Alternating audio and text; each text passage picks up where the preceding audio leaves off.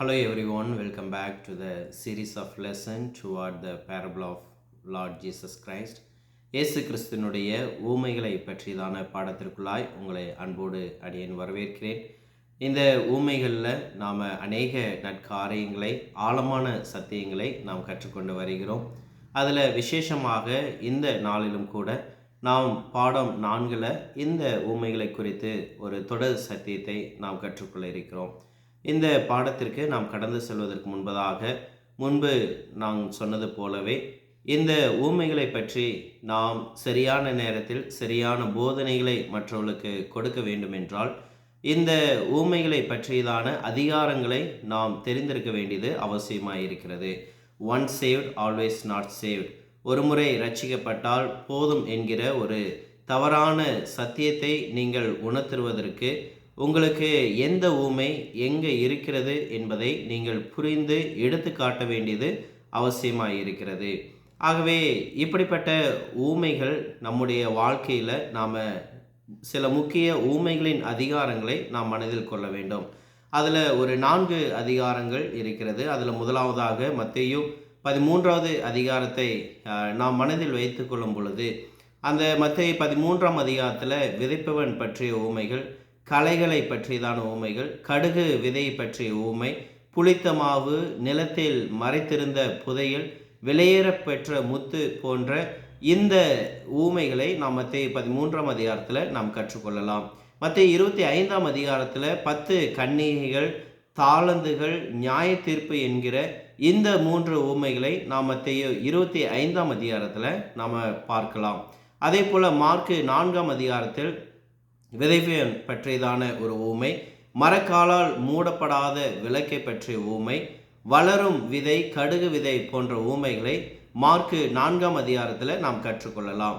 லூக்கா 15ஆம் அதிகாரத்தை நாம் எடுத்துக்கொண்டோம் என்றால் காணாமற் போன ஆடு, காணாமற் போன காசு, கெட்ட குமாரன் மற்றும் மூத்த சகோதரனுடைய ஊமைகளை நாம் அங்கு கண்டறியலாம். பிரியமானவர்களே, இந்த 4 அதிகாரங்கள் மத்தேயு 13, 25, மார்க்கு சுவிசேஷத்தில் மார்க்கு 4ஆம் அதிகாரம், லூக்கா சுவிசேஷத்தில் 15வது அதிகாரம் என்று இந்த 4 அதிகாரங்களை உங்களுடைய மனதில் எப்பொழுதும் ஆழமாக நீங்கள் வைத்து கொள்ளும் பொழுது இயேசு கிறிஸ்துனுடைய ஊமைகளை பற்றியதான பகுதிகளை இந்த பாடத்தில், இந்த அதிகாரங்களில் நம்ம கண்டடைய முடியும்.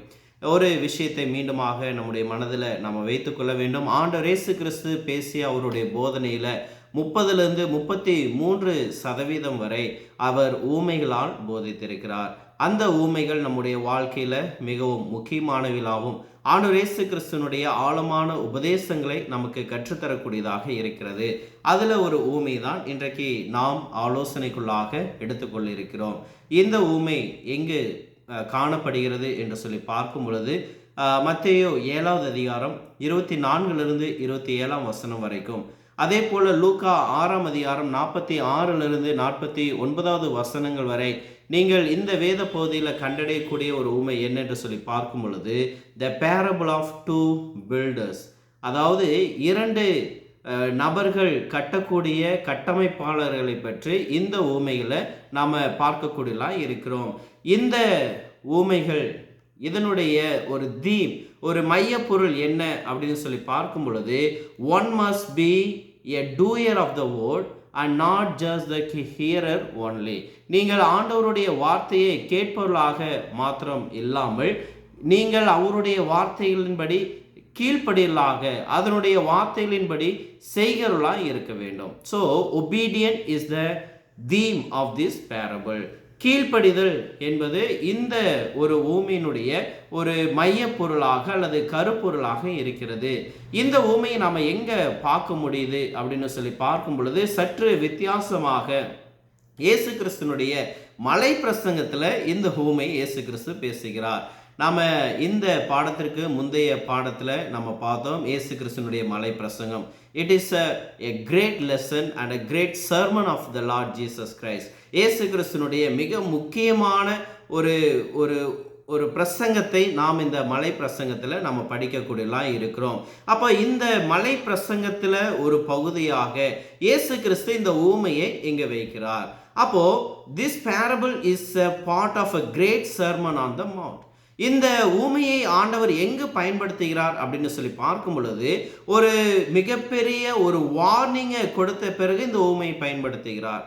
என்ன வார்னிங் அப்படின்னு சொல்லி பார்க்கும் பொழுது, இந்த ஊமைக்கு மேலே இருக்கக்கூடிய வசனமாகிய மத்தேயு 7ஆம் அதிகாரம் 21 23 வரை நீங்கள் வாசித்து பார்ப்பீர்கள் என்றால், பரலோகத்தில் இருக்கிற என் பிதாவின் சித்தத்தின்படி செய்கிறவனே பரலோக ராஜ்யத்தில் பிரவேசிப்பானே அல்லாமல், என்னை நோக்கி கர்த்தாவே கர்த்தாவே என்று சொல்லுகிறவன் அதில் பிரவேசிப்பதில்லை. அந்நாளில் அநேகர் என்னை நோக்கி கர்த்தாவே கர்த்தாவே உமது நாமத்தினாலே தீர்க்க தரிசனம் உரைத்தோம் அல்லவா, உம்முடைய நாமத்தினாலே பிசாசுகளை துரத்தினோம் அல்லவா, உம்முடைய நாமத்தினாலே நாங்கள் தீர்க்க தரிசனங்களை சொன்னோம் அல்லவா என்று அநேகர் சொல்லக்கூடிய அந்த நாட்கள் ஆண்டவர் சொல்லுகிறார். அப்பொழுது நான் ஒரு காலம் உங்களை அறியவில்லை, அக்கிரம செய்கைக்காரரை என்னை விட்டு அகன்று போங்கள் என்று அவருக்கு சொல்லுவேன். அப்போ பாருங்க, ஆண்டவர் இந்த ஒரு வார்னிங் யாரை பரலோக ராஜ்யத்தில் இரண்டாம் வருகையில் நியாயத்தீர்ப்பு நாளில் பரலோகத்துக்கு அனுமதிக்கக்கூடிய ஒரு ஜனங்கள் யார் அப்படின்னு சொல்லி பார்க்கும் பொழுது, உங்கள் நாமத்தினால நாங்கள் இதையெல்லாம் செய்தோம் அல்லவா, உங்களுக்காக நாங்கள் இதெல்லாம் பண்ணோம் அல்லவா, உங்கள் பேரை சொல்லி நாங்கள் தீர்க்க தரிசனம் உரைத்தோம் அல்லவா. அப்போ ஆண்டவர் சொல்லுகிறார், it's not going to do anything. It is all useless if you don't do the will of my Father. என்னுடைய பிதாவின் சித்தத்தின்படி நீங்கள் செய்யாமல் நீங்கள் எனக்காக எது செய்தாலும் அது பிரயோஜனமற்றது. அப்போ ஆண்டவர் சொல்கிறாரு, நீங்கள் எதை செய்தாலும் என்னுடைய நாமம் மகிமைப்பட என்னுடைய பிதாவின் சித்தத்தின்படி செய்கிறவன் தான் பரலோக ராஜ்யத்தில் பிரவேசிப்பான், அதன்படி செய்யாதவனை நான் ஒரு காலம் அறியேன் அப்படிங்கிற ஒரு மிகப்பெரிய எச்சரிப்பை ஆண்டவர் கொடுக்கிறார். இந்த ஊமைக்கு மேலே ஒரு எச்சரிப்பு இருக்குது. இந்த ஊமைக்கு அடுத்ததாக ஒரு ஆச்சரியம் இருக்குது. என்ன என்று சொல்லி பார்க்கும் பொழுது, இயேசு கிறிஸ்துனுடைய இந்த மலை பிரசங்கத்தை கேட்ட ஜனங்கள் அவரை குறித்து ஆச்சரியப்பட்டார்கள். மத்தேயு 7ஆவது அதிகாரத்தில் 28-29 வசனத்தை நீங்கள் வாசிக்க கேட்டீங்க அப்படின்னா, இயேசு இந்த வார்த்தைகளை சொல்லி முடித்த போது அவர் வேதபாரலை போல போதியாமல் அதிகாரமுடையவராய் அவளுக்கு போதித்தபடியால் ஜனங்கள் அவருடைய போதகத்தை குறித்து ஆச்சரியப்பட்டார். The people were astonished at the teaching of Jesus Christ. இயேசு கிறிஸ்துவினுடைய போதனை குறித்து ஆச்சரியப்பட்டார்கள். Why? Because he spoke as the one who has the authority. அவர் அதிகாரம் உடையவராய் அவர் பேசினார். இவரை போல அதிகாரம் உடையவராய் பேசினவரை அந்த ஜனங்கள் என்ன செய்ய கிடையாதுங்க, அவர்கள் பார்த்தது கிடையாது. ஸோ இவருடைய போதனை அவர்கள் கேட்ட போதனையில வித்தியாசமா இருந்தது. என்ன சொன்னாருங்க? You heard this what said, but I say unto you. நீங்க இப்படியாக சொல்லப்பட்டிருக்கிறது என்று கேள்விப்பட்டீர்கள், ஆனால் நான் உங்களுக்கு சொல்லுகிறேன். அப்போ who is he? அவர் யார் என்று சொல்லி பார்க்கும் பொழுது, he is son of God. அவர் தேவனுடைய குமாரனாய் இருக்கிறார், அவர் தேவனாய் இருக்கிறார். he is Emmanuel. அவர் நம்முடைய இம்மானுவேலராய் இருக்கிறார், தேவத்துவத்தில் நபராய் இருக்கிறார், தேவத்துவம் உடைய ஒரு நபராய் இருக்கிறார். யோவான் 1ஆம் அதிகாரம் 1-3 வரை சொல்லும் பொழுது, ஆதியிலே வார்த்தை இருந்து, அந்த வார்த்தை தேவனிடத்தில் இருந்தது, அந்த வார்த்தை தேவனாய் இருந்தது என்பதை நாம் பார்க்கிறோம். அப்போ இவர் பேசினது ஒரு அதிகாரம் உடையவராய் பேசினார். இவர் யார் அப்படின்னு சொல்லி பார்க்கும் பொழுது, ஒரு தேவத்துவத்தை தரித்து கொண்டிருந்த ஒரு நபராய் இருக்கிறார். அப்படிப்பட்ட ஒரு நபர் தான் இங்கு இந்த ஒரு ஊமையை உங்களுக்கும் எனக்கும் போதிக்கக்கூடியவராய் இருக்கிறார். ஒரு விஷயம் இதையே நீங்க சிந்தித்து பாருங்கள். இயேசு கிறிஸ்து அதிகாரம் உடையவராய் அவர் போதித்தவராய் இருக்கிறார். மத்தேயு 28ஆம் அதிகாரம் 8வது வசனத்துல இயேசு கிறிஸ்து தன்னுடைய சீசலுக்கு சொல்லும் பொழுது, வானத்திலும் பூமியிலும் சகல அதிகாரமும் எனக்கு கொடுக்கப்பட்டிருக்கிறது என்று இயேசு கிறிஸ்து இங்கு சொல்லுகிறார்.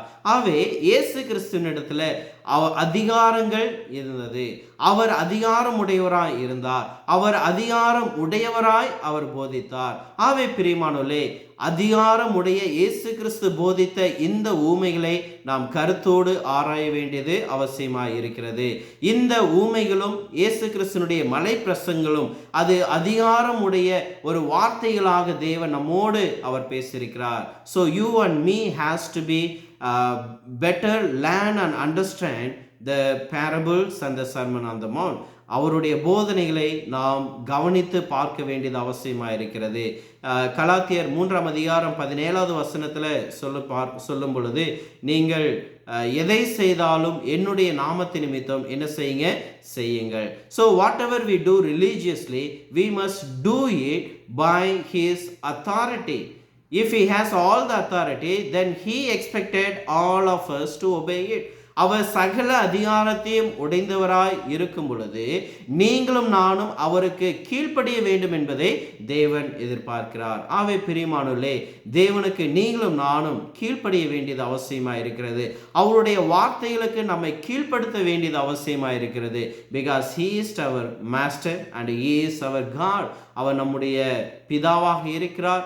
அவர் நம்மை உண்டாக்கின தேவனாய் இருக்கிறார். அவருடைய வார்த்தைகளுக்கு நாம் கீழ்ப்படிய வேண்டும். சரி பிரியமானவர்களே, இந்த ஊமைகளை நாம் பார்க்கும் பொழுது இந்த ஊமையானது தேவனுடைய வார்த்தைக்கு நாம் கீழ்ப்படிய வேண்டும் என்பதை நமக்கு உணர்த்தக்கூடியதான் இருக்கிறது. இந்த ஊமையில கீழ்ப்படிதல் மற்றுமாக கீழ்ப்படியாமை போன்ற இரண்டு ஒரு பார்வையை நமக்கு கொடுக்கக்கூடியதாக இருக்கிறது. அதே போல யார் தேவனுடைய வார்த்தைகளை கேட்டு கீழ்ப்படுகிறார்கள், யார் தேவனுடைய வார்த்தையை கேட்டு கீழ்ப்படியவில்லை என்பதுதான் இந்த ஊமையினுடைய ஒரு வியூ, ஒரு பார்வையாக இங்கு இருக்கிறது. அப்போ இந்த இரண்டு பார்வையில நீங்களும் நானும் எந்த இடத்துல இருக்கிறோம்? நாம் அவருடைய வசனத்தை கேட்டு கீழ்ப்படியலாம் இருக்கிறோமா, அல்லது அவருடைய வசனத்தை கேட்கிறலாம் மாத்திரம் இருந்து அவருடைய வார்த்தைகளுக்கு கீழ்ப்படியாதெல்லாம் இருக்கிறோமா? Which category are we in this parable? சரி பிரியமானவர்களே, மேஜர் பாயிண்ட் 1, இந்த ஊமையில் நாம் கற்றுக்கொள்ளக்கூடிய முதல் காரியம் என்ன என்று சொல்லி பார்க்கும் பொழுது மத்திய 7வது அதிகாரம் 24ஆம் வசனத்தை நாம் வாசித்து பார்க்கும் பொழுது, ஆகையால் நான் சொல்லி இந்த வார்த்தைகளை கேட்டு இவைகளின்படி செய்கிறவனவனோ அவனை கண்மலையின் மேல் தன் வீட்டை கட்டின புத்தியுள்ள மனுஷனுக்கு நான் ஒப்பிடுவேன். இந்த வார்த்தையில பார்க்கும் பொழுது ஆகையால் ஆங்கிலத்தில் வரும் பொழுது therefore அப்படின்னு வரும். இந்த therefore ஆகையால் அப்படிங்கிற ஒரு வார்த்தை எதையே குறிக்கக்கூடியதா இருக்குது அப்படின்னு சொல்லி பார்க்கும் பொழுது முன்பு சொல்லப்பட்ட ஒரு ஆலோசனையினுடைய ஒரு தொடர்ச்சியாக இது சொல்லப்படக்கூடியதா இருக்கிறது. அப்போ முன்பு மத்திய 7ஆம் அதிகாரம் 21லிருந்து 23 வரை ஆண்டவர் இயேசு கிறிஸ்து எதை சொன்னார் அப்படின்னு சொல்லி பார்க்கும் பொழுது அவர் சொல்லுகிறார், நீங்க எனக்காக இதை செய்தீர்கள் அதை செய்தீர்கள் அப்படின்னு சொல்றீங்களே தவிர நீங்க பிதாவினுடைய சித்தத்திற்கு கீழ்ப்படியாத பொழுது நான் உங்களை அறியேன் அப்படின்னு ஆண்டவர் சொல்றாரு. அப்போ ஆண்டவருடைய வார்த்தைகளை கேட்கலாக ஆண்டவருக்காக நாம எதை வேணாலும் செய்யலாம் இருந்தும் நாம தேவனுடைய வார்த்தைகளுக்கு கீழ்ப்படியாத பொழுது என்ன நடக்கும் அப்படிங்கிறது தேவன் அங்கு சொன்னது போல இந்த ஊமையில மீண்டும் அவர் சொல்றாரு. என்ன சொல்றாருங்க? If you hear my saying and obey it, you are building your house upon the rock. நீங்க என்னுடைய வார்த்தைகளை கேட்டு அதன்படி செய்வீர்கள் என்றால் நீங்கள் உங்களுடைய வீட்டை கண்மலையின் மீது கட்டக்கூடியலாம் இருக்கிறீர்கள். நீங்கள் என்னுடைய வார்த்தைகளை கேட்டு அதன்படி செய்யாமல் போவீர்கள் என்றால் உங்களுடைய வீட்டை மணலின் மீது கட்டுகிறீர்கள் என்று இயேசு கிறிஸ்து சொல்லுகிறார்.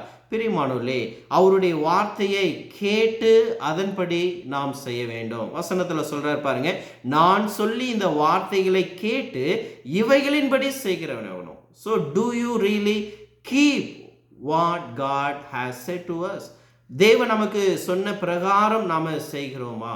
மத்தேயு 17வது அதிகாரம் 5வது வசனத்துல இயேசு கிறிஸ்து இப்படியாக சொல்றாரு, அவர் பேசுகையில் இதோ ஒளியுள்ள ஒரு மேகம் அவர் மேல் நிழலிட்டது, அவர் என்னுடைய நேசகுமாரன், இவரில் பிரியமாய் இருக்கிறேன், இவருக்கு செவி கொடுங்கள் என்று அந்த மேகத்திலிருந்து ஒரு சத்தம் உண்டாயிற்று.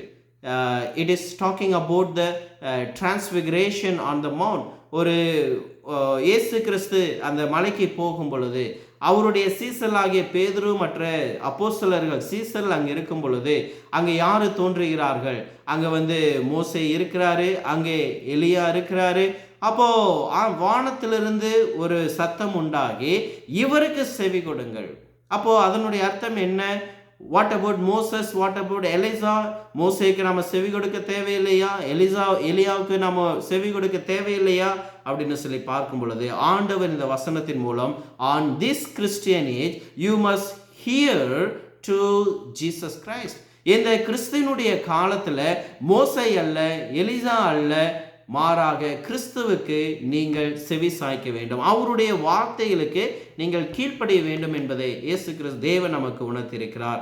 எபிரேயர் 1:1-2 வசனங்கள்ல இப்படியாக சொல்லப்படுகிறது. பூர்வ காலங்களில் பங்கு பங்காகவும் வகை வகையாகவும் தீர்க்கதரிசிகள் மூலமாய் பிதாக்களுக்கு திருவுளம் பற்றின தேவன் இந்த கடைசி நாட்களில் குமாரன் மூலமாய் நமக்கு திருவுளம் பற்றினார். இவரை சர்வத்துக்கும் சுதந்திர வழியாகிய நியமித்தார். இவரை கொண்டு உலகங்களையும் ஆண்டவர் என்ன செஞ்சிட்டாராமங்க, உண்டாக்கினார். அப்ப பாருங்க, பூர்வ காலங்களில் பங்கு பங்காகவும் வகை வகையாகவும் தீர்க்கதரிசிகள் மூலமாக பிதாக்கள் மூலமாக திருவுளம் பற்றின தேவன். பூர்வ காலங்களில் தீர்க்கதரிசி மூலமா பேசினாரு, பிதாக்கள் மூலமா பேசினாரு. யார சொல்லுதுங்க? மோசை கொண்டு தேவன் பேசினாரு, எலிசா போன்ற தீர்க்கதரிசிகளை கொண்டு பேசினாரு. ஆனா இந்த கடைசி நாட்கள், ஆன் திஸ் கிறிஸ்டியன் ஏஜ், ஆண்டவர் நம்மோடு எப்படி பேசுறாருன்னா அவருடைய குமாரனை கொண்டு என்ன செய்யறாருங்க, நம்மோடு பேசுகிறார். அப்போ அவருடைய குமாரனை கொண்டு ஆண்டவர் நம்மோடு பேசுகிறபடியால் அந்த குமாரனுடைய வார்த்தைக்கு நீங்களும் நானும் கீழ்ப்படிய வேண்டியது அவசியமாயிருக்கிறது. If you read the Bible today and know what Jesus saying to me, இன்றைக்கு நீங்களும் நானும் சத்தியத்தை கற்றுக்கொள்ளும் பொழுது நாம என்ன செய்ய வேண்டும், நாம எதை செய்ய வேண்டும் என்பதை தேவன் நமக்கு போதிக்கக்கூடியவர்களாக இருக்கிறார். அப்போ நாம் இந்த வேத புஸ்தகத்தை நாம் வாசிக்கும் பொழுது, சத்திய வசனத்தை நாம் வாசிக்கும் பொழுது, வாட் ஐ எம் டூயிங், நான் என்ன செய்கிறேன், இந்த சத்திய வசனத்தை நான் கேட்குறேன், இந்த சத்திய வசனத்தை நான் வாசிக்கிறேன். அப்போ இதை கேட்பதோடு வாசிப்பதோடு அல்லாமல் இதற்கு நான் கீழ்ப்படுகிறேனா என்பதை நாம் யோசித்து பார்க்க வேண்டியது அவசியமாக இருக்கிறது. Surya, if you read and listen and obey then you are a wise man. அதை தான் ஆண்டவர் இந்த ஊமையில சொல்றார். என்னுடைய வார்த்தைகளை நீ கேட்டு வாசித்து இதன்படி நீ செய்யும் பொழுது you are a wise man, நீ ஒரு ஞானவானா இருக்கிறார், புத்தியுள்ள மனிதனா இருக்கிறார். இந்த வேத வசனத்தை நீ வாசிக்கிற, நீ கேட்கிற, ஆனா இதன்படி செய்யலை என்றால் நீ ஒரு முட்டாளாக, புத்தி இல்லாதவனாக இருக்கிறாய் என்பதை தேவன் நமக்கு இந்த ஊமையின் மூலமாக அவர் கொடுக்கக்கூடியவராய் இருக்கிறார். யோவான் 12:48 வசனத்தில் இயேசு கிறிஸ்து இந்த வார்த்தைகளை நமக்காக சொல்லியிருக்கிறார். என்னை தள்ளி என் வார்த்தைகளை ஏற்றுக்கொள்ளாதவனை நியாயம் தீர்க்கிறது ஒன்று இருக்கிறது, நான் சொன்ன வசனமே அவனை கடைசி நாளில் நியாயம் தீர்க்கும். ஆண்டவர் சொல்லிட்டார், என்னுடைய வார்த்தை யார் ஏற்றுக்கொள்ளலையோ, என்னை தள்ளி என்னுடைய வார்த்தைகளை ஏற்றுக்கொள்ளாதவனை என்னுடைய வார்த்தைகளை கொண்டு நான் நியாயம் தீர்ப்பேன் அப்படின்னு சொல்றார். பிரியமானவர்களே, இன்னைக்கு இருக்கிற இந்த ரிலீஜியஸ் வேர்ல்ட், ஆவிக்குரிய ஒரு உலகத்துல நம்ம பார்க்கும் பொழுது இன்றைக்கு அநேகருக்கு ஒரு ஆட்டிடியூட் இருக்குது, ஒரு குணம் இருக்குது. என்ன அப்படின்னா, say yes to man and forget his plan. அந்த மனிதனை ஏற்றுக்கொள்ளுங்கள், அந்த மனிதனுடைய திட்டங்கள், அவன் சொல்லக்கூடிய வார்த்தைகளை நீங்க ஏற்றுக்கொள்ளாதீர்கள் அப்படிங்கிற ஒரு விஷயத்த சொல்றாங்க. பட் பிரியமானவர்களே, உங்களுக்கு ஒரு மனிதன் தேவை அப்படின்னா அந்த மனிதனுடைய திட்டமும் நமக்கு தேவைப்படக்கூடியதாக இருக்கிறது. அதை தான் இந்த வசனம் ஆண்டவர் சொல்றாரு. நீங்க இயேசு கிறிஸ்துவை ஏற்றுக்கொண்டு அவருடைய திட்டத்தை நீங்க என்ன செய்ய முடியாதுங்க, அவருடைய வார்த்தைகளை நீங்க வேண்டான்னு சொல்ல முடியாது. அவரை ஏற்றுக்கொள்கிறவன் யாரை ஏற்றுக்கொள்ளணுமாங்க, அவருடைய வார்த்தைகளையும் அவன் ஏற்றுக்கொள்ள வேண்டும். ஆகவேதான் என்னை தள்ளி த மேன், என் வார்த்தைகளை ஏற்றுக்கொள்ள த பிளான். அப்போ என்னையும் ஏற்றுக்கொண்டு என்னுடைய வார்த்தைகளையும் ஒரு மனிதன் என்ன செய்யணுமாமாங்க, அவன் ஏற்றுக்கொள்ள வேண்டும். So you love the Lord yet rejected what the Lord said. Do you truly love him? நீங்க ஆண்டவரை நேசிக்கிறேன், அவரை ஏற்றுக்கொள்கிறேன் என்று அவரை நீங்கள் வெறுத்து அவருடைய வார்த்தைகளை தள்ளுவீர்கள் என்றால் உண்மையாக நீங்க தேவனை நேசிக்கிறீர்களா? கிடையாது. மத்தேயு 7:21 வசனத்துல சொன்னது போல, இந்த ஜனங்கள் வார்த்தைகளினால் நாவினால் எனக்கு வருகிறார்கள், என் அருகாமையில் வருகிறார்கள், ஆனால் அவளுடைய இருதயமோ எனக்கு தூரமாக இருக்கிறது என்று இயேசு சொன்னது போல, இன்றைக்கு நாம் வாயளவில் வார்த்தைகள் அளவில் நாம் தேவனை நேசிக்கிறோம், ஆனால் செயல் அளவில் நாம் தேவனுக்கு என்ன செய்கிறோங்க, நாம் தூரமாக இருக்கிறோம். எரேமியா 10:23 வசனத்தில் இப்படியாக எரேமியா தீர்க்கதரிசி சொல்லுகிறார், கர்த்தாவே மனுஷனுடைய வழி அவனாலே ஆகிறது அல்லவென்றும் தன் நடைகளை நடக்கிறவனாலே ஆகிறதில்லை என்றும் அறிவேன். பிரியமானவர்களே, நம்முடைய வாழ்க்கை நடத்துகிறவர் நம்முடைய தேவனாய் இருக்கிறார். It is not we that we do everything that in our life.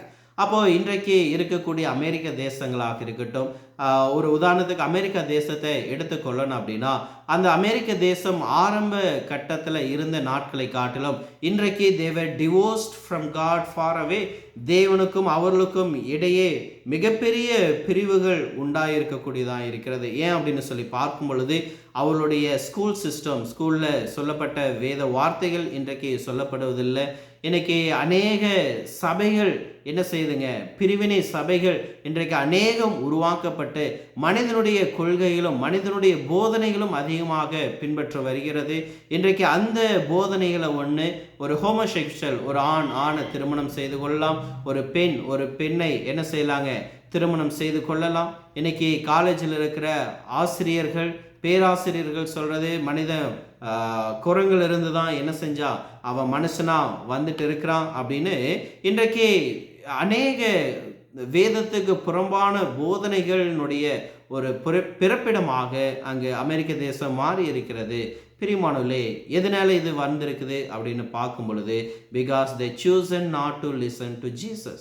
இயேசு கிறிஸ்துனுடைய வார்த்தைகளுக்கு செவி கொடுப்பதை அவர்கள் விரும்பாமல் மனிதனுடைய வார்த்தைகளுக்கும் தங்களுடைய அவங்களுடைய எமோஷனுக்காக, அவர்களுடைய தாட்ஸ், அவர்களுடைய சிந்தனைகளுக்கு அவர்கள் கீழ்ப்படிந்தனால இன்றைக்கு அந்த தேசமும் தேவனுடைய வார்த்தைகளை மீறி நடக்கக்கூடிய ஒரு ஞானமில்லாத ஒரு தேசமாக இன்றைக்கு வந்திருக்கிறது. ரோமர் 2:13 தேவன் இப்படியாக சொல்லுகிறார், நியாயப்பிரமாணத்தை கேட்கிறவர்கள் தேவனுக்கு முன்பாக நீதிமான்கள் அல்ல, நியாயப்பிரமாணத்தின்படி செய்கிறவர்களே நீதிமான்களாக்கப்படுகிறார்கள். ஸோ நாம் தேவனுடைய வார்த்தைகளை எனக்கு தெரியும் அப்படின்னு சொல்கிறதுனால ஒன்றும் கிடையாது. அந்த வார்த்தைகளின்படி நாம் செய்கிறோமா அப்படிங்கிறது தான் அது முக்கியமாக இருக்கிறது. இன்றைக்கு சபையில் இருக்கிற அநேக மக்கள் கூட தங்களை குறித்து மேன்மை பாராட்டுவார்கள். என்னென்ன மேன்மை பாராட்டுவார், எனக்கு சத்தியம் எல்லாமே தெரியும், எனக்கு பைபிளில் ஆதிகாமத்திலேருந்து வெளிப்படுத்தின விசேஷம் வரைக்கும் தெரியும், பக்கமாக எனக்கு தெரியும், எல்லா காரியங்களும் எனக்கு தெரியும் அப்படின்னு சொல்லுவாங்க. But what the matter is, what do you do with the truth? நீங்கள் இதெல்லாம் தெரிஞ்சு வச்சுட்டு நீங்கள் தெரிந்ததை வைத்து என்ன செய்தீர்கள்? Do you obey the truth? நீங்கள் அதன்படி செய்தீர்களா? நீங்கள் அதன்படி வாழ்ந்தீர்களா? அந்த வார்த்தைகளுக்கு கீழ்ப்படிந்தீர்களா? அதை தான் இந்த வசனம் நமக்கு சொல்லுது. நியாயப்பிரமாணத்தை கேட்கிறவர்கள் தேவனுக்கு முன்பதாக நீதிமான்கள் அல்ல, மாறாக நியாயப்பிரமாணத்தின்படி செய்கிறவனே நீதிமான்மாக்கப்படுகிறார்கள். அப்போது நீங்கள் கேட்கறதுனாலையோ தெரிஞ்சிருக்கிறதுனாலையோ அதிகமாக ஆராயறதுனாலையோ எந்த பிரயோஜனம் இல்லை. நீங்கள் அதில் ஒரு சிறிய காரியத்தையாவது பின்பற்ற வேண்டியது அவசியமாக இருக்கிறது. எரேமியா 1:22 அல்லாமலும் நீங்கள் உங்களை வஞ்சியாதபடிக்கு திருவசனத்தை கேட்கலாய் மாத்திரமல்ல அதன்படி செய்கலாயும் இருங்கள். அப்போது ஆண்டவர் சொல்கிறாரு, நீங்கள் திருவசனத்தை கேட்கலாய் மாத்திரம் இல்லாமல் அதன்படி செய்கலாய் இருங்கள். ஒருவேளை நீங்கள் திருவசனத்தை கேட்டு அதன்படி செய்யவில்லை என்றால் வேதம் சொல்லுகிறது, உங்களை வஞ்சியாதபடிக்கு don't deceive yourself. He might think that he is okay, but the Bible say he is a fool. அவன் கேட்கறது மட்டும் போதும் அப்படின்னு இன்னைக்கு அநேகர் நினைத்து கொண்டிருக்கிறார்கள். ஆனால் வேதம் சொல்லுகிறது, நீங்கள் கேட்டு அதன்படி செய்யலை அப்படின்னா உங்களை நீங்களே ஏமாற்றி கொண்டிருக்கிறீர்கள். அப்போ நாம் ஆண்டவருடைய வார்த்தைகளை கேட்க வேண்டும், கேட்டு அதற்கு கீழ்ப்படிய வேண்டும். சங்கீதம் 19:7 கர்த்தருடைய வேதம் குறைவற்றதும் ஆத்துமாவை உயிர்ப்பிக்கிறதுமா இருக்கிறது, கர்த்தருடைய சாட்சி சத்தியமும் பேதையை ஞானியும் ஆக்கிறதாய் இருக்கிறது. அப்போ ஆண்டவருடைய வார்த்தை பேதையை ஞானியாக்கக்கூடியதாக இருக்கிறது. அதனால தான் சொல்கிறாரு, the wise man built his house upon the rock.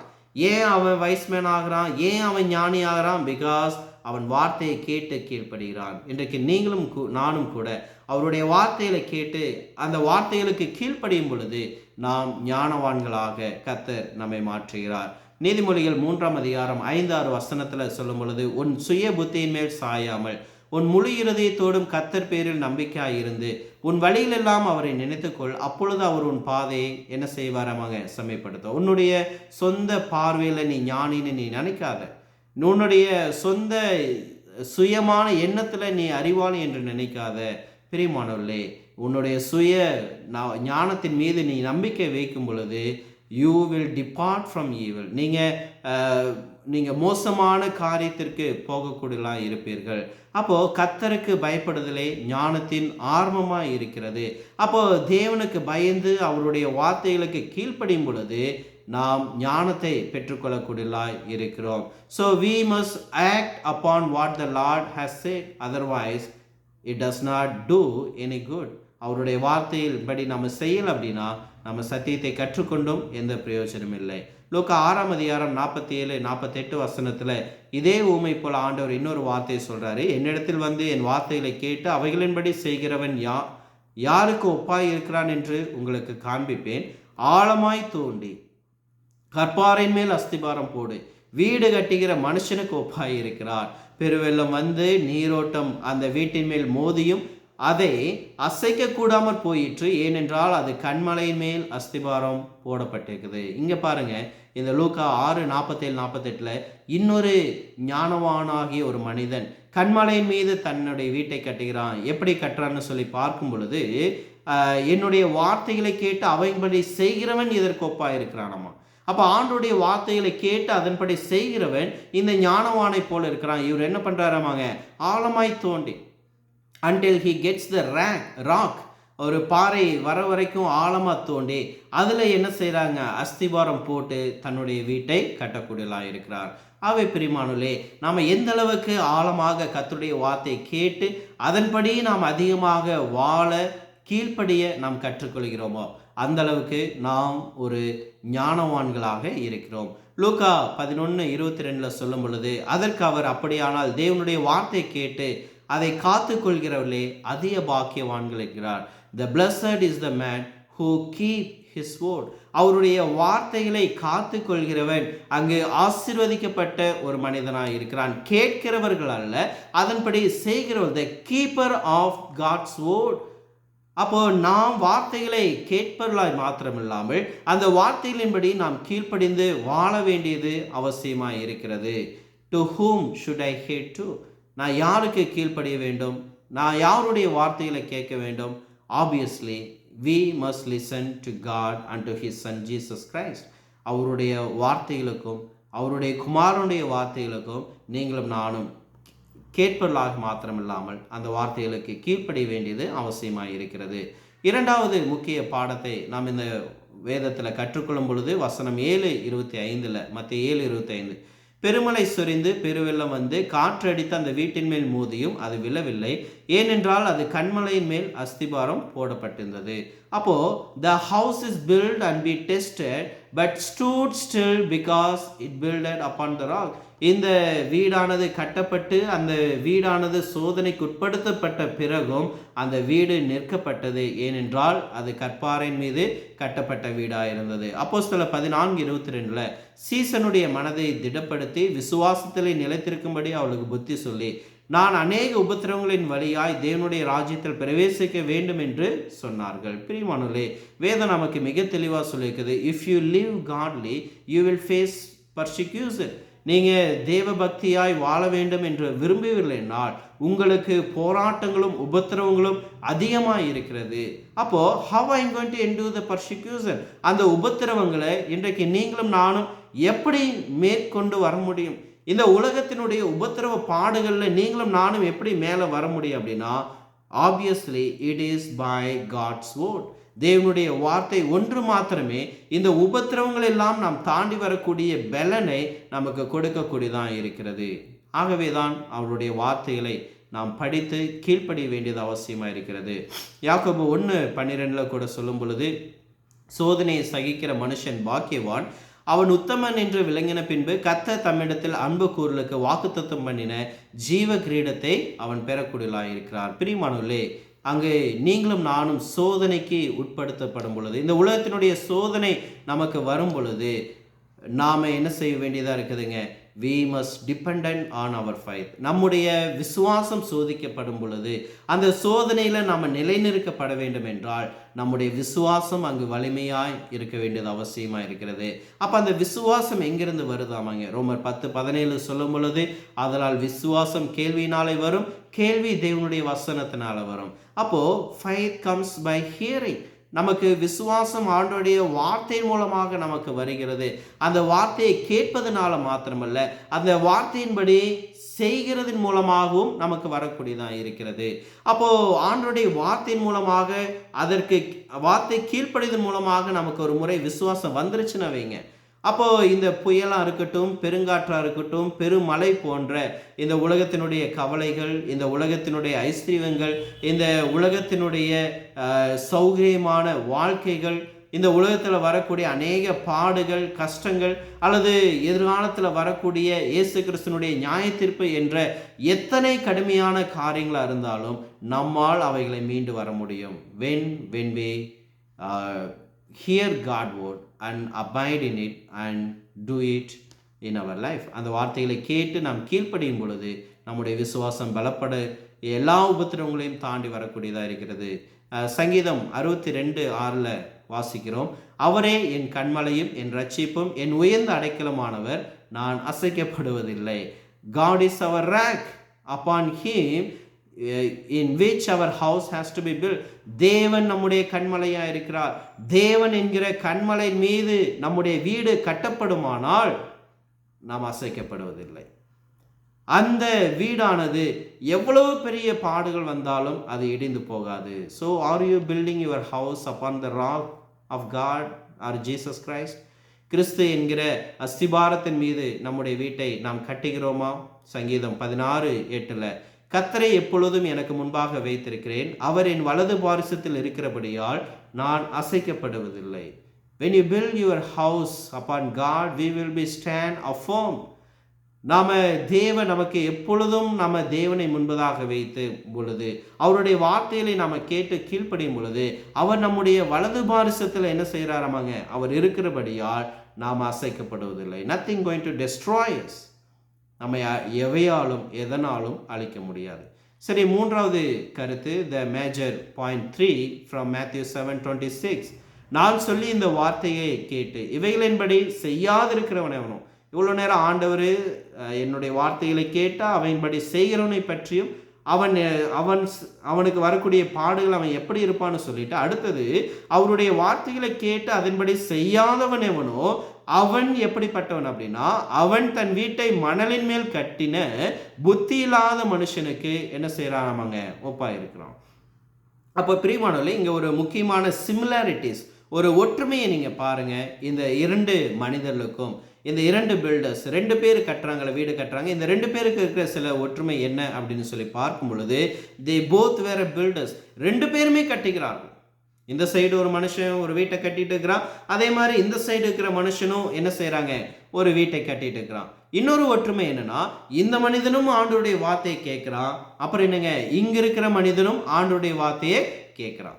ஆனால் த டிஃப்ரென்ஸ், அவங்க ரெண்டு பேருக்கு இருக்கிற வித்தியாசம் என்ன அப்படின்னு பார்த்தீங்க அப்படின்னா, இந்த சைடு இருக்கிறவன் ஆண்டவருடைய வார்த்தைகளை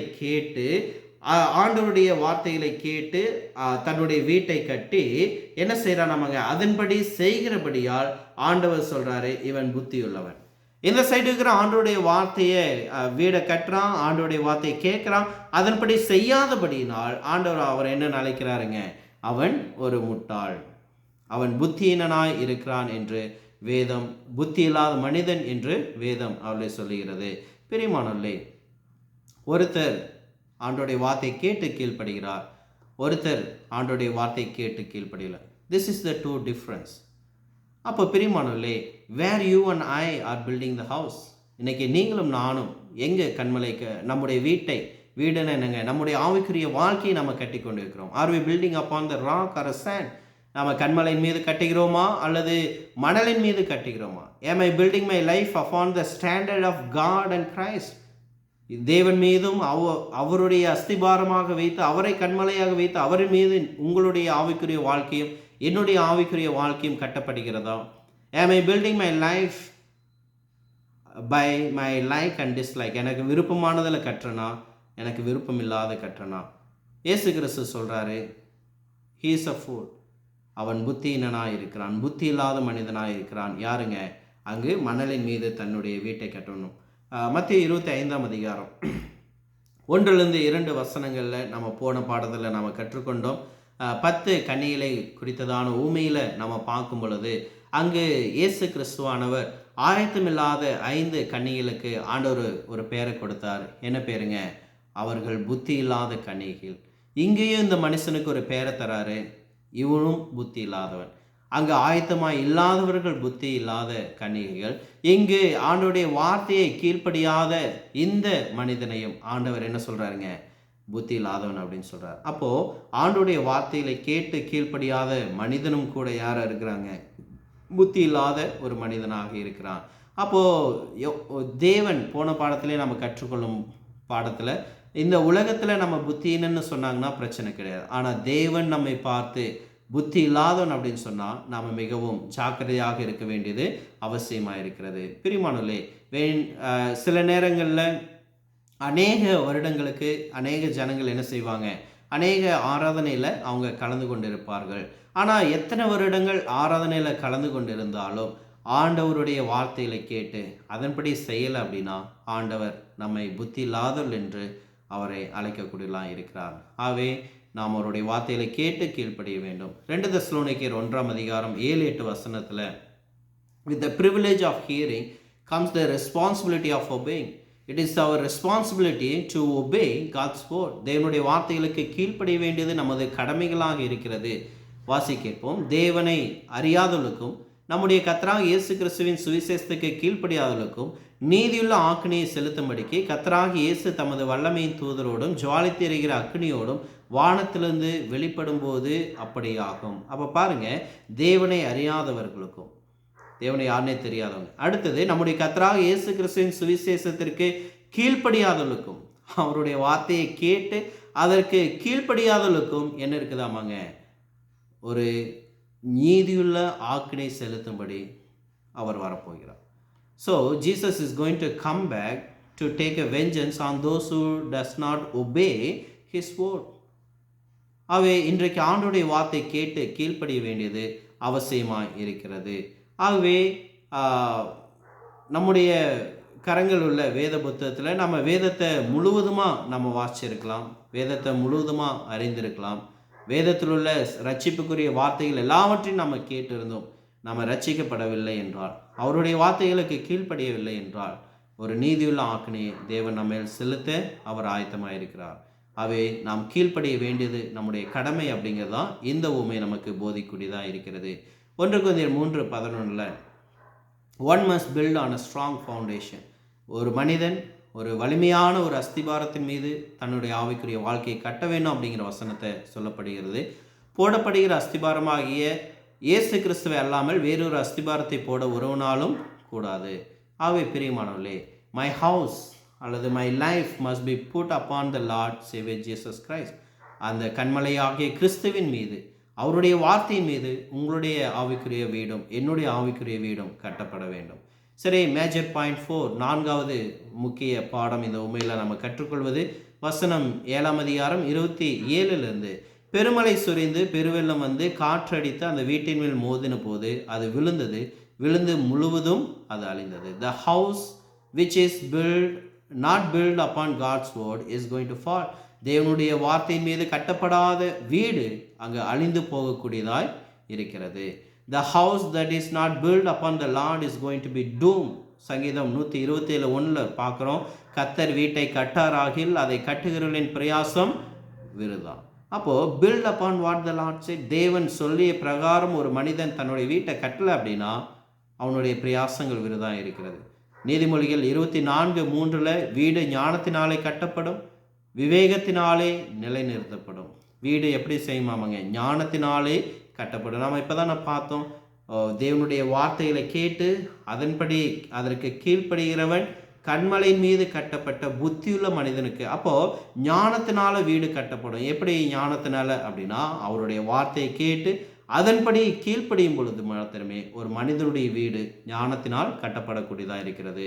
யோவான் 1ஆம் அதிகாரம் 11வது வசனத்தில் இயேசு கிறிஸ்து தமக்கு சொந்தமானதினாலே வந்தார், ஆனால் அவருக்கு சொந்தமானவர்களோ அவரை என்ன செய்யலைங்க? ஏற்றுக்கொள்ளவில்லை. His own people rejected him. அவருடைய சொந்த ஜனங்கள் அவரை மறுதலித்தார்கள்.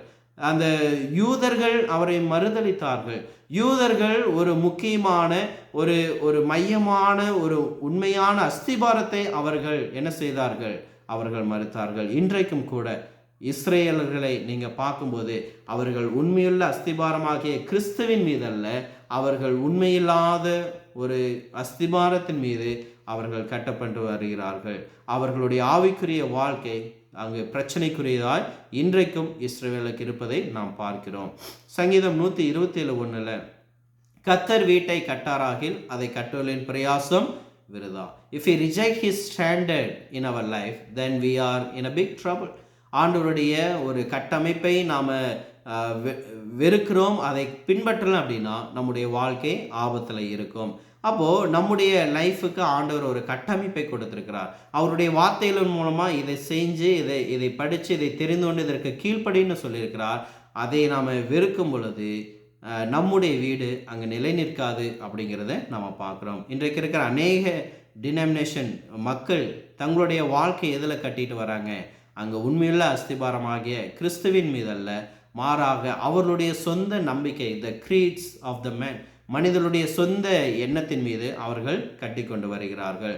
1 பேதுரு 2:7 நாம் பார்க்கும் பொழுது, ஆகையால் விசுவாசிக்கிற உங்களுக்கு அது விலையேற பெற்றது, கீழ்ப்படியாமல் இருக்கிறவர்களுக்கோ வீட்டை கட்டுள்ளால் தள்ளப்பட்ட பிரதான மூளைக்கல்லாகிய அந்த கல் இடறக்கேதுவான கல்லும் விழுகிறதுக்கேதுவான கண்மலையுமாக மாறிற்று. Jesus is a precious stone.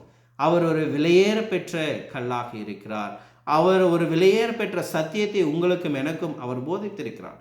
அவர் வர வரைக்கும் ஜனங்கள் விலங்க பலியிட்டு அந்த விலங்குடைய இரத்தத்தினால பாவ மன்னிப்பை கொண்டு வந்தாங்க. ஆனால் ஆண்டவர் வந்த பிறகு சொன்னார், விலங்குகளின் ரத்தம் அல்ல, ஆடு மாடுகளுடைய ரத்தம் அல்ல, என்னுடைய ரத்தம் உண்மையான ரத்தம், மெய்யான ரத்தம் உங்களுடைய பாவங்களை போக்கும் அப்படின்னு சொன்னார். பட் ஸ்டில் யூதர்கள் அவரை என்ன செய்தார்கள்? அங்கு வெறுத்தார்கள். பிரியமானவர்களே, இந்த ஒரு பாடம் நம்முடைய வாழ்க்கைக்கு முக்கியமாக இருக்குது. இந்த ஊமையிலிருந்து நாம் கற்றுக்கொள்ளக்கூடிய வார்த்தைகள், சில பாடங்கள் என்ன என்று சொல்லி பார்க்கும் பொழுது, one must hear and obey the word of God. நாம் தேவனுடைய வார்த்தையை கேட்டு அதற்கு கீழ்ப்படிய வேண்டும். ரெண்டாவது, all responsible people are a builder. வீடு ஒரு ஆவிக்குரிய வீட்டை கட்ட வேண்டியது எல்லாரின் மீதும் இருக்கக்கூடிய ஒரு கட்டளையாக இருக்கிறது. நம்ம எல்லாருமே நம்முடைய ஆவிக்குரிய வீட்டை நம்ம கட்டமைக்க வேண்டியது நம்முடைய பொறுப்பாக இருக்குது. அப்போ அந்த பொறுப்பை நம்ம சரியாக செய்யணும். மூணாவது, every house on foundation will be tested severely. ஒவ்வொரு வீடும் கண்டிப்பாக அங்கு சோதிக்கப்படும். நம்முடைய விசுவாசம் சோதிக்கப்படும். நான் ஆண்டவரை உண்மையாக நம்புகிறேன், எனக்கு சோதனை வராதுன்னு நம்ம சொல்ல முடியாது. நாம் ஒவ்வொருவருடைய ஆவிக்குரிய வாழ்க்கையும் கண்டிப்பாக சோதனைக்கு உட்படுத்தப்படும். Every house and foundation will be tested without partially. எந்த ஒரு பாரபட்சமும் இல்லாமல் நம்முடைய ஒவ்வொருவரின் வீடும் என்ன செய்ய போகுதுங்க? அது சோதனைக்கு உட்படுத்த போகுது. ஆகவே நாம் ஜாக்கிரதையாக இந்த ஆவிக்குரிய வீட்டை நாம் கட்டமைக்க வேண்டும். எவ்ரி ஹவுஸ் ஆன் ஐந்தாவது பாடம், every house and foundation will be tested divinely. அப்போது நம்முடைய ஒவ்வொரு வீட்டினுடைய அஸ்திபாரங்களும் அங்கு தேவனின் மூலமாக சோதிக்கப்படக்கூடியதாக இருக்கிறது. அப்போது இயேசு கிறிஸ்துனுடைய வருகை நாளில், தேவனுடைய நியாய தீர்ப்பு நாளில் அவருடைய வார்த்தைகளை கொண்டு அவர் என்ன செய்ய போகிறாருங்க? நம்முடைய வீட்டை அவர் சோதிக்க போகிறார். அப்போ அவருடைய நியாயத்தின் மார்பில் அவருடைய வார்த்தை கொண்டு சோதிக்கும் பொழுது நம்முடைய வீட்டை அவருடைய வார்த்தையின் அடிப்படையில் நம்ம கேட்டு கீழ்ப்படிந்து கட்டியிருக்கிறோமாங்கிறத நம்ம உறுதி செய்து கொள்ள வேண்டும். அடுத்தது ஆறாவதாக, all houses which do not pass the test will pay eternally. அப்போது தேவனுடைய வார்த்தையின் பிரகாரம் கட்டப்படாத ஒவ்வொரு வீடுகளும் அங்கே நித்திய அழிவிற்கு அங்கே தள்ளப்படும். அப்போ நம்ம ரட்சிக்கப்பட்டிருக்கலாம், ஆண்டவரை தெரிந்திருக்கலாம், ஆண்டவருடைய வசனத்தை கேட்டிருக்கலாம். ஆனால் நாம் ஆண்டவருடைய நியாயத்தீர்ப்பினால் அவருடைய வார்த்தையின்படி செய்யாதவர்களாய் நாம் கண்ணடைவோம் என்றால் நாம் நித்திய ஆக்கினைக்கு தீர்க்கப்படக்கூடியதாக இருக்கிறோம். ஏழாவதாக, we only get one chance to build.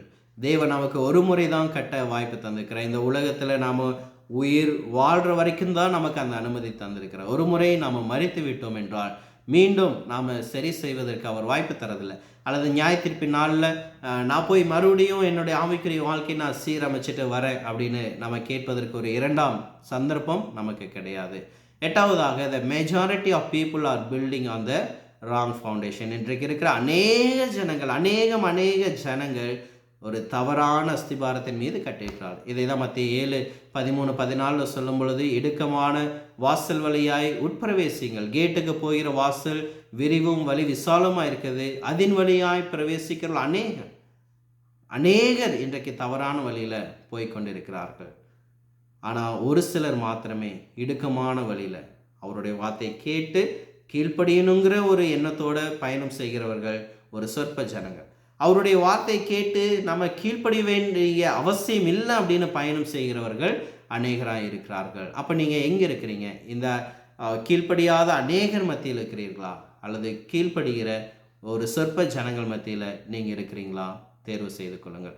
9வது, it is possible to be deceived relative to the way we need to build. நம்முடைய வீட்டை, ஆவிக்குரிய வீட்டை கட்டும் பொழுது நீங்களும் நானும் ஏமாறக்கூடும். எப்படி? மார்க் 7:7 சொல்லும் பொழுது, மனுஷருடைய கற்பனைகளை, உபதேசங்களை போதித்து வீணாய் எனக்கு ஆராதனை செய்கிறார்கள். அப்போது நாம் என்ன செய்யக்கூடுங்க? நாம் தேவனுக்கு வீணான ஆராதனைகளை நாம் செலுத்தக்கூடும். நம்மை ஏமாற்றக்கூடும். எப்போ? மனிதனுடைய போதனைகளை நாம் பின்பற்றும் பொழுது. கொலோசியர் 2:8 லௌகிய ஞானத்தினாலும் மாயமான தந்திரத்தினாலும் ஒருவனும் உங்களை கொள்ளை போகாதபடிக்கு எச்சரிக்கையாயிருங்கள். அப்போது ஆண்டவருடைய வீட்டாகிய இந்த ஆவிக்குரிய வீட்டை நீங்கள் கட்டும் பொழுது உங்களை யாரும் ஏமாத்திராத மாதிரி நீங்கள் ஜாக்கிரதையாக இருங்க. நம்ம சொந்த வீடு கட்டும்போது எவ்வளோ ஜாக்கிரதையாக எதுலேயும் நம்மளை ஏமாத்திரக்கூடாது அப்படின்னு நம்ம பார்த்து கட்டுற மாதிரி இந்த ஆவிக்குரிய வீட்டிலையும் உங்களை யாரும் ஏமாற்றாதபடி நீங்கள் பார்த்து உங்களுடைய வீட்டை கட்டுங்கள். 10வது, Satan wants us to build upon faulty foundation. இன்றைக்கு சாத்தான் ஒரு தவறான அஸ்திபாரத்தின் மீது உங்களுடைய வீடு கட்டப்பட வேண்டும் என்பதில் உறுதியாக இருக்கிறான். எதுலைங்க? மனிதனுடைய உபதேசங்களில், ஒரு ஊழியருடைய வார்த்தையில், 3வதாக ஒரு போப் சொல்லிட்டா போதும் அதன்படி நம்ம செய்யலாம், அல்லது கோயிங் பை ஒன் ஃபீலிங்ஸ், உங்களுக்கு என்ன தோணுதோ அதே மாதிரி நீங்கள் செய்யுங்க அப்படின்னு சாத்தான் உங்களுக்கு சொல்லுவான். அல்லது taking a oaths from mom and dad, நீங்கள் பைபிளை பார்க்காத உங்கள் அம்மா அப்பா என்ன சொல்கிறாங்களோ அதன்படி செய் அப்படின்னு சாத்தான் நமக்கு சோதிப்பான். உன்னுடைய புத்தி என்ன சொல்லுதோ அதன்படி செய் அப்படின்னு சொல்லுவான். அல்லது நீ எல்லாரும் என்ன செய்கிறாங்களோ அதை செய்யாத, நீ தனிப்பட்ட முறையில் ஒரு வித்தியாசமாக செய் அப்படின்னு சாத்தான் நமக்கு போதிப்பான்.